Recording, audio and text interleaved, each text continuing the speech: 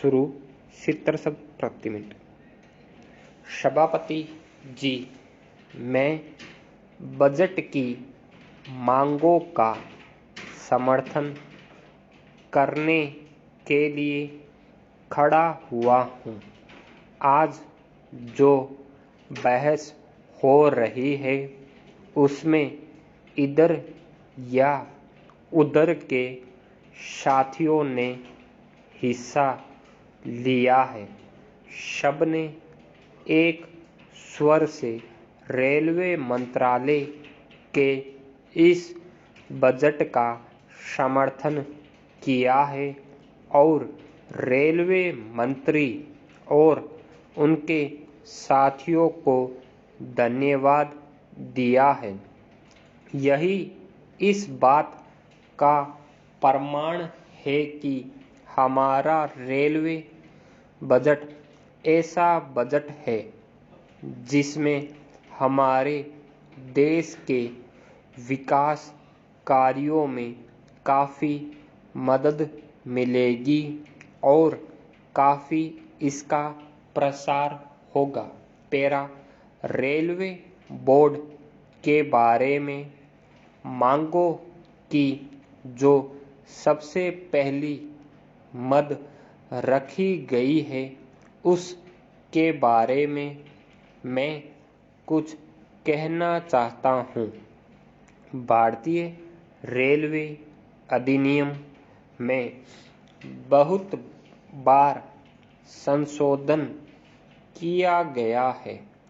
अगर सही तरीके से देखा जाए तो यह बात साफ नहीं हो पाती कि इसमें रेल मंत्री, रेल मंत्रालय और रेलवे बोर्ड के अध्यक्ष की क्या-क्या शक्तियां हैं। जब रेल मंत्री मौजूद हो तो यह बात समझ में नहीं आती कि रेलवे बोर्ड के अध्यक्ष के पद की क्या महत्ता है। मैं ऐसा समझता हूँ कि यह बहुत ही पुराना अंग्रेजों के समय का बनाया हुआ कानून है जिसमें सुविधा के अनुसार संशोधन हो चुके हैं और अभी भी इसमें काफ़ी संशोधन की गुंजाइश है।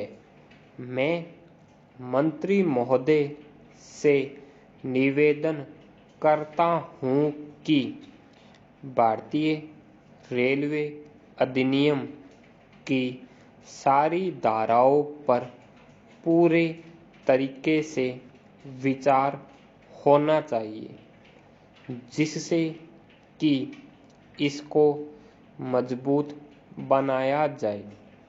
प्रशासन और वित्तीय दृष्टि से इसको मजबूत बनाए। इसमें ऐसा परिवर्तन लाए जिससे रेलवे का काम सुचारू रूप से चल सके और सहयोग की भावना से सारे विभाग में काम हो सके। कानून की दृष्टि से भी इस रेलवे अधिनियम में संशोधन की ज़रूरत है और मुझे आशा है कि माननीय मंत्री जी इस पर जरूर ध्यान देंगे और इस पर चंद शब्द कहेंगे जिससे देश को मालूम हो सके कि भारतीय रेलवे अधिनियम के बारे में क्या नीति अपनाई जा रही है। पैरा महोदय, सारे देश में रेलवे में किराया नहीं बढ़ाया गया है। यात्रियों को आम तरीके से सुविधाएं दी गई है। जिस तरह से इस देश में रेलवे के अंदर अनुशासन लाने के लिए उन्होंने प्रयत्न किया है, उसका बहुत महत्व है।